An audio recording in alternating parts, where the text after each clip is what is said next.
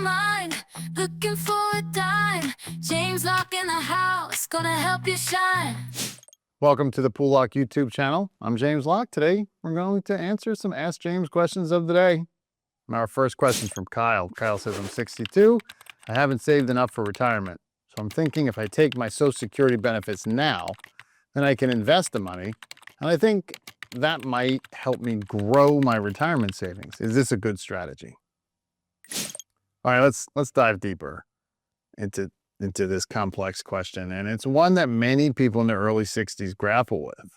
Should you take Social Security benefits early and invest them to potentially grow your retirement savings? It's a common thought, but let's break it down why it might not be the best strategy, especially when focusing on reducing risk and volatility. First, the decision to take Social Security benefits early needs to consider your life expectancy. If you have reason to believe you may not live to average life expectancy due to health reasons or family history, then the situation changes. But assuming average life expectancy or longer, there are a few key factors to consider. Number one, if you continue working and take Social Security benefits before your full retirement age, that's your FRA, full retirement age, which is typically between 66 and 67, depending on your birth year, your benefits could be reduced if your earnings exceed a certain threshold. This reduction could mean you receive less in benefits than if you waited until your full retirement age or later. Number two, there's the tax consideration. Social Security benefits are taxable income, and depending on your total income, a portion of your benefits could be subject to federal income tax. This adds complexity to the strategy of taking benefits early and investing them. And number three, perhaps the most compelling reason to wait, is the guaranteed increase in benefits if you delay taking Social Security. For every year beyond your full retirement age that you delay taking benefits, your Social Security payments increase by about 8% per year up till the age 70. This is a risk-free return. That's hard to match in today's, lower interest rate environment and without taking on significant investment risk. Now let's talk about the investment side of the equation. To make taking Social Security benefits early and investing them a worthwhile strategy, you would need to achieve returns that not only beat inflation, but also surpass the guaranteed 7 to 8% annual increase in Social Security benefits. That's no small task, especially when aiming to achieve this net of taxes and considering the volatility of the markets. For those in their early 60s who haven't saved enough for retirement, a more conservative approach might be to delay taking Social Security benefits if possible. This allows you to maximize your guaranteed income stream in retirement while potentially continue to work and save more in your retirement accounts, such as IRAs and 401ks, which can also grow tax deferred. Now, if you're considering this strategy, it's crucial to speak with a financial advisor who can help you evaluate your specific situation, including your health, income needs, and overall retirement goals. They can provide personalized advice that takes into account both the financial and emotional aspects of retirement planning. Ultimately, while the idea of taking Social Security benefits early to invest them may seem appealing, the guaranteed growth in benefits from delaying often outweighs the potential gains from investing those benefits, especially when prioritizing reduced risk and volatility in retirement planning. Great question. If you have a question, send it in to us. You can do so by emailing that question to poollock@poollock.com. Let's get to our second question.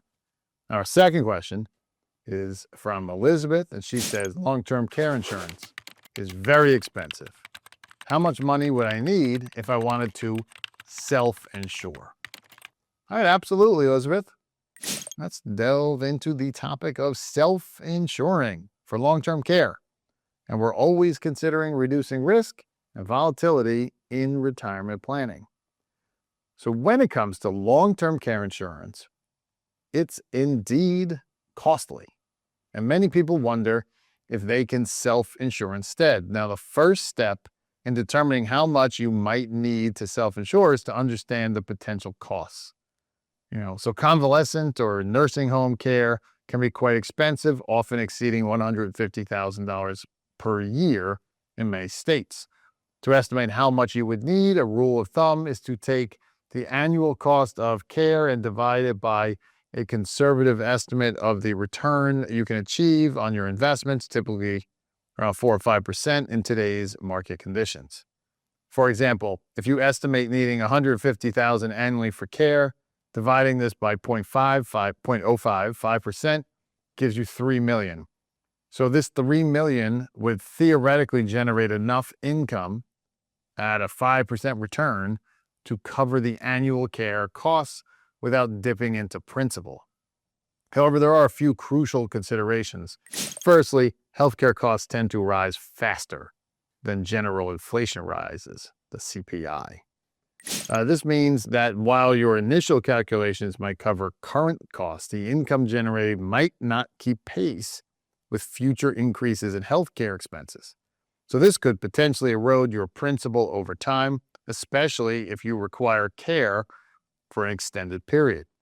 Second, while the idea of self-insurance might appeal to those who aren't considered, or concerned really about leaving a large legacy, it's important to realistically assess whether your portfolio can sustain these costs in face of rising healthcare expenses.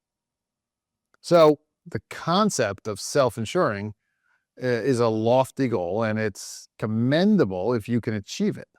However, for many individuals, accumulating a $3 million portfolio or more solely dedicated to long-term care expenses may not be feasible.